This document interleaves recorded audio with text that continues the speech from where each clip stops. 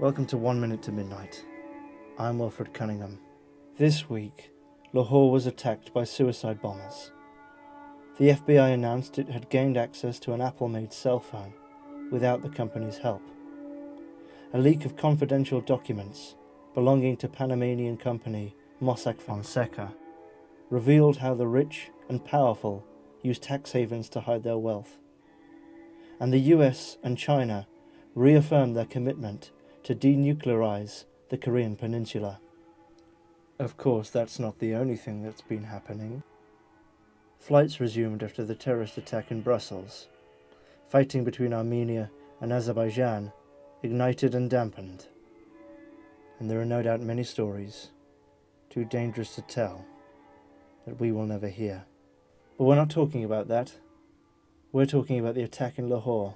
On the 27th of March 2016, a suicide bombing in one of the largest parks in Lahore, in Pakistan, killed, up to the time of writing, 75 people and injured around 350.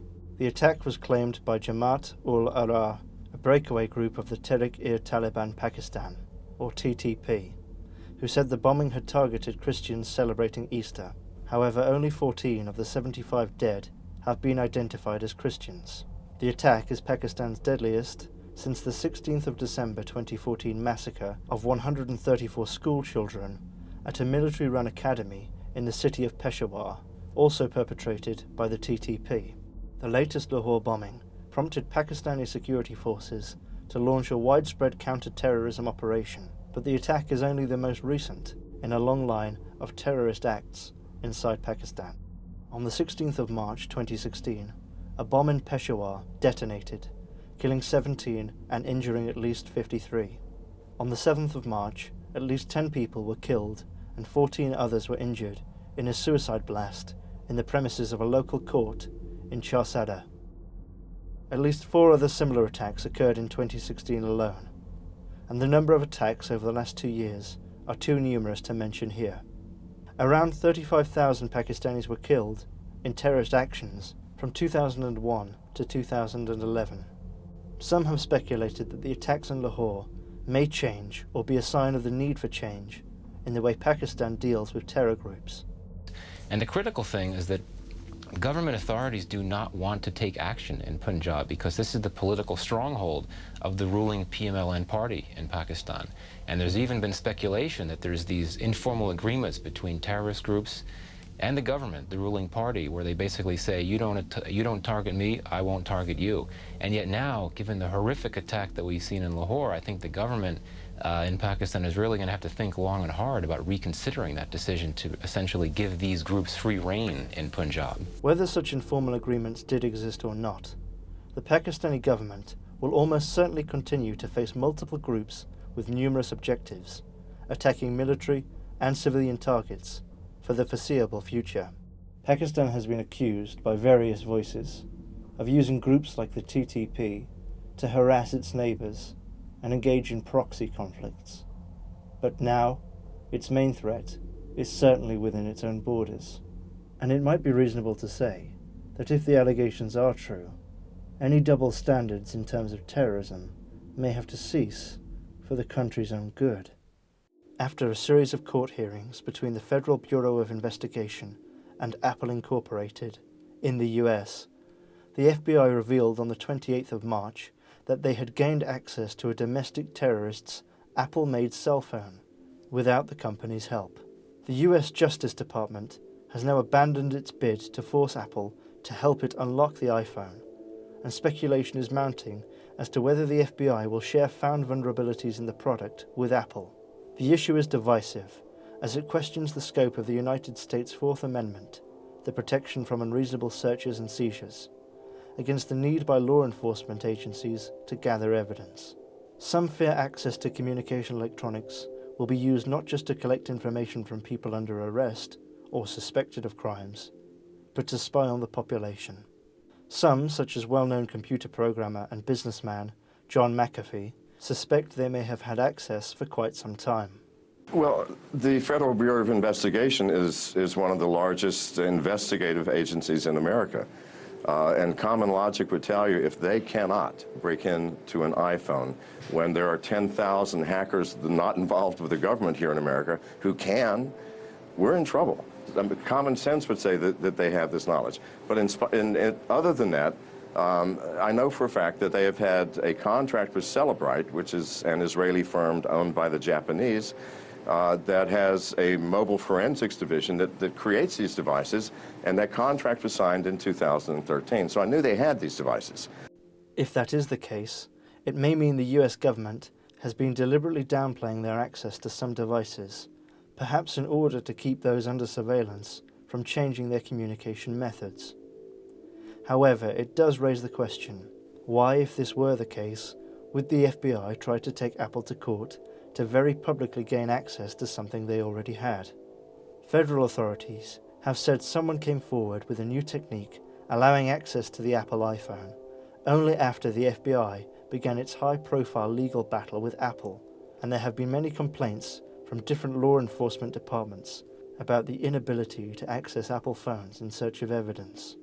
Perhaps the real surprise was that apparently there was no branch of the US government that could access popular makes and models of phones, even in their possession.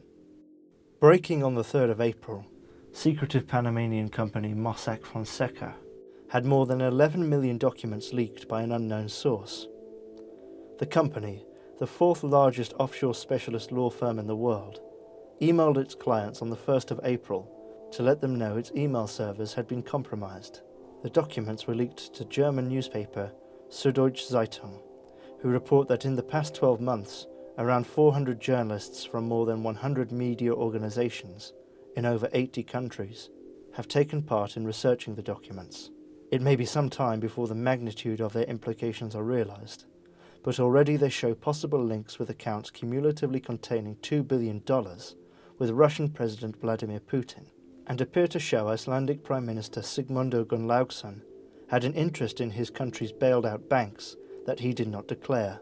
There are also alleged links between Mossack Fonesca's clients and mafia groups, state corruption, and industrial-scale tax evasion. The leak is one of the biggest in history. The data analysed so far suggests a link to 72 former or current heads of state. It is set to be one of the most important stories of the year. North Korea have continued their provocative rhetoric, with tensions rising over the first 3 months of 2016.